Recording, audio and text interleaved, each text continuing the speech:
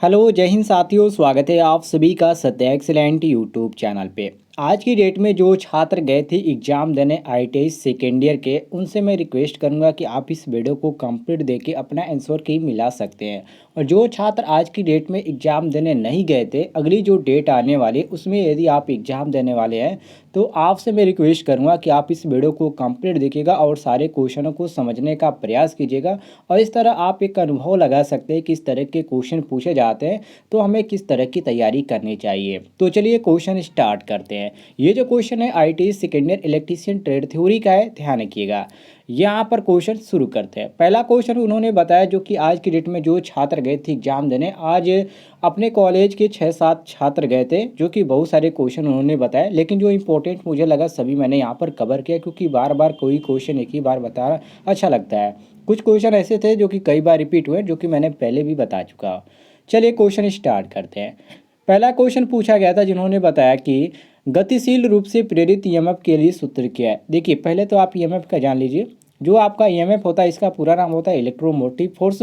और गतिशील रूप से प्रेरित ईएमएफ के लिए सूत्र क्या है, तो इसका जो सूत्र होता है साथियों BLV साइन वोल्ट होता है। अब इसमें जो हमारा दिया गया ऑप्शन में सी दिया गया है, तो हम क्वेश्चन के अनुसार सी ऑप्शन करेक्ट आंसर मारेंगे। आइए अगले क्वेश्चन पे हम आते हैं। क्वेश्चन नंबर 2 पे है।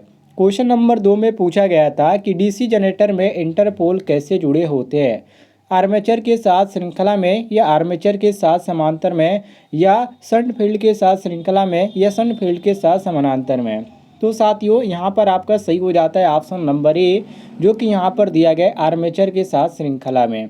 ये ऑप्शन हम करेक्ट आंसर मारेंगे। नेक्स्ट क्वेश्चन पे आते हैं, जिसमें पूछा गया है क्वेश्चन नंबर 3 में। ये थोड़ा सा लंबा क्वेश्चन है, जिसमें पूछा गया था कि एक अल्टरनेटर में योक और ध्रुव के माध्यम से चुंबकीय सर्किट के कैसे पूरा होता है, क्षेत्र कुंडली के द्वारा या आर्मेचर कोर के द्वारा या पटलित पोल कोर के द्वारा या आर्मेचर में। तो साथियों यहाँ पर आपका सही हो जाता है ऑप्शन नंबर बी, जिसको बोलते हैं आर्मेचर कोर में। बी ऑप्शन हम करेक्ट आंसर मारेंगे। अगले क्वेश्चन पे आते। अगले क्वेश्चन में पूछा गया था कि बड़ी क्षमता के जो डीसी जनरेटर होते हैं उनके युग बनाने के लिए किस धातु का उपयोग किया जाता है, ढलवा लोहा का या नर्म लोहा का या एल्युमिनियम का या रोल्ड स्टील का।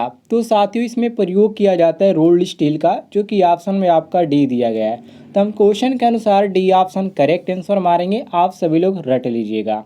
आगे बढ़ते हैं क्वेश्चन नंबर 5 पे। इसको मिला लीजिएगा, कुछ लोग इसको बता रहे थे गलत, लेकिन इसमें क्या सही होगा पहले मैं इसका क्वेश्चन आपको बताता हूँ। क्वेश्चन में पूछा गया है कि डीसी जनरेटर में आर्मेचर प्रतिक्रिया का क्या प्रभाव है। पहला इसमें ऑप्शन आपको देखने को मिलता है अलग, दूसरा अलग और तीसरा अलग, लेकिन इसमें आपका जो सही हो जाता है ऑप्शन नंबर बी करेक्ट हो जाता है कि वोल्टेज आउटपुट होता है, मतलब कि आउटपुट वोल्टेज कम हो जाता है। कब? जब डीसी जनरेटर में आर्मेचर प्रक्रिया का प्रभाव होता है तब। ध्यान रखिएगा, बी ऑप्शन करेक्ट आंसर हो जाएगा। अगले क्वेश्चन पे आते हैं। अगले क्वेश्चन में पूछा गया था कि डीसी मोटर में करंट की दिशा किस नियम से निर्धारित होती है। ऑप्शन चलिए मैं आपको दिखाता हूँ। पहला ऑप्शन उसमें दिया गया था कि दाहिना हाथ पकड़ नियम, बी ऑप्शन दिया था कि हिने हाथ के हथेली नियम, या फ्लोमिंग के बाएं हाथ का नियम, या फ्लोमिंग के दाहिने हाथ का नियम। तो साथियों क्वेश्चन को आप देख लीजिए, उसके बाद आप खुद समझ सकते हैं कि इसमें कौन सा ऑप्शन सही होना चाहिए। तो ये जो होता है आपका फ्लोमिंग के दाहिने हाथ का नियम के अनुसार होता है। तो हम डी ऑप्शन करेक्ट आंसर मारेंगे। मिला लीजिएगा सभी लोग। अगले क्वेश्चन पे आते हैं। अगले क्वेश्चन पे पूछा गया है कि क्या प्रभाव है अगर चलने के दौरान 4 बिंदु स्टार्टर प्रतिरोध कट ऑफ है, उस समय मोटर बंद हो जाएगी, या धीमी गति से चलती है, या बहुत तेज गति से चलता है, या उल्टी दिशा में चलता है। तो साथियों इसमें आपका सही हो जाता है डी ऑप्शन के उल्टी दिशा में चलता है। डी ऑप्शन हम करेक्ट आंसर मारेंगे। आगे बढ़ते अगले क्वेश्चन पे। क्वेश्चन नंबर 8 पे। क्वेश्चन नंबर 8 में पूछा जा रहा है कि निरंतर गति ड्राइव के लिए किस प्रकार की डीसी मोटर का उपयोग किया जाता है, डीसी श्रेणी मोटर का, या डीसी शंट मोटर का, या differential long shunt compound motor का, या डिफरेंशियल शॉर्ट कंपाउंड मोटर का। तो साथियों इसमें आपका सही हो जाता है ऑप्शन नंबर बी कि डीसी शंट मोटर का। बी ऑप्शन करेक्ट आंसर मारेंगे। आगे बढ़ते हैं अगले क्वेश्चन पे। अगले क्वेश्चन में पूछा गया था जो कि बहुत ही इंपॉर्टेंट क्वेश्चन है और थोड़ा सा लंबा ये क्वेश्चन हो जाता है। इसमें पूछा गया था कि डिफरेंशियल कंपाउंड मोटर में शुरू करने के समय श्रेणी क्षेत्र को लघुपथित क्यों किया जाता है। लघुपथित मतलब कि शॉर्ट सर्किट क्यों किया जाता है। तो शॉर्ट सर्किट इसलिए किया जाता है कि जो रोटेशन होती है उसकी दिशा को उचित दिशा बनाए रखे, इसके लिए। तो यहाँ पर आपका सही हो जाता है डी ऑप्शन करेक्ट आंसर। मिला लीजिएगा सभी लोग। आगे बढ़ते हैं क्वेश्चन नंबर 10 पे। क्वेश्चन नंबर 10 में पूछा गया था कि 3 पॉइंट स्टार्टर के होल्डिंग कॉइल को शंट फील्ड के साथ श्रृंखला में क्यों जोड़ा जाता है, क्या कारण है जोड़ने का। ऑप्शन देख लीजिए, जिसमें पहला ऑप्शन दिया गया था कि लोड करंट को सीमित करने के लिए, बी ऑप्शन दिया गया था कि कम वोल्टेज पर मोटर चलाने के लिए, सी ऑप्शन दिया गया था कि प्लंजर को ठीक करने के लिए, और डी ऑप्शन दिया गया था कि उच्च गति से मोटर की रक्षा के लिए। तो साथियों इसमें आपका सही हो जाता है ऑप्शन नंबर डी कि उच्च गति से मोटर की रक्षा के लिए। डी ऑप्शन करेक्ट आंसर मारेंगे। आइए अगले क्वेश्चन पे आते हैं, क्वेश्चन नंबर 11 पे। क्वेश्चन नंबर 11 में पूछा गया था कि वाइंडिंग में टेप का उद्देश्य क्या है। जो टेप किया जाता है उसका मतलब क्या होता है वाइंडिंग में। तो साथियों इसमें देखिए, टेप का मतलब ये होता है कि जो कंडक्टर होता है, ठीक है, कोई भी कंडक्टर होता है जहाँ पर ज्वाइंट होता है उसमें टेप किया जाता है। मान लीजिए आप कोई भी वाइंडिंग करें, चाहे सीलिंग फैन का हो गया या टेबल फैन का हो गया, किसी प्रकार की आप वाइंडिंग करते हैं तो आपने देखा होगा कि उसमें टेपिंग किया जाता है। वो भी क्या, एक आपका पाइपिंग द्वारा किया जाता है। तो उसी को यहाँ पर पूछा जा रहा है। तो ये किया जाता है कंडक्टर को लपेट के। तो ये आपका सही हो जाता है सी ऑप्शन करेक्ट आंसर। आगे बढ़ते अगले क्वेश्चन पे, जिसमें पूछा जा रहा है कि वर्निशिंग से पहले एरिवेटेड आर्मेचर को गर्म क्यों किया जाता है। रीजन क्या है इसका गर्म करने का। कुछ लोगों को क्वेश्चन ही नहीं समझ में आ रहा था, क्योंकि वर्निशिंग, ध्यान से समझिएगा, वर्निशिंग से पहले एरिवाइंड जो आर्मेचर होता है उसको गर्म किया जाता है, इसलिए क्योंकि साथियों उसमें जो नमी जो है वो निकल जाए, मतलब कि नमी को बाहर निकाला जा सके। अब इसमें जो हमारा मैच करा है ऑप्शन नंबर ए मैच करा है, तो ए ऑप्शन करेक्ट आंसर मारा जाएगा। आगे बढ़ते अगले क्वेश्चन पे। अगले क्वेश्चन में पूछा जा रहा है कि त्रिकला प्रेरण मोटर में किस गति को तुल्यकालिक गति कहा जाता है। शून्य भार गति को, या फुल लोड स्पीड को, या चुंबकीय क्षेत्र की गति को घुमाते हुए, या स्टेटर और रोटर के बीच सापेक्ष गति को। तो साथियों इसमें आपका सही हो जाता है सी ऑप्शन कि चुंबकीय क्षेत्र की गति को घुमाते हुए। सी ऑप्शन करेक्ट आंसर मारा जाएगा। आगे बढ़ते नेक्स्ट क्वेश्चन पे, जिसमें क्वेश्चन पूछा गया था कि स्टेटर जो आपका होता है अर्थात स्टार्टर जो होता है वो वाइंडिंग में शॉर्ट और ओपन फॉल्ट का परीक्षण करने के लिए हम किस उपकरण का उपयोग करते हैं या उपयोग किया जाता है। तो साथ ही इसमें उपयोग किया जाता है आंतरिक ग्राउलर का, जो कि इसमें आपका बी दिया गया है। तो हम क्वेश्चन के अनुसार बी ऑप्शन करेक्ट आंसर मारेंगे।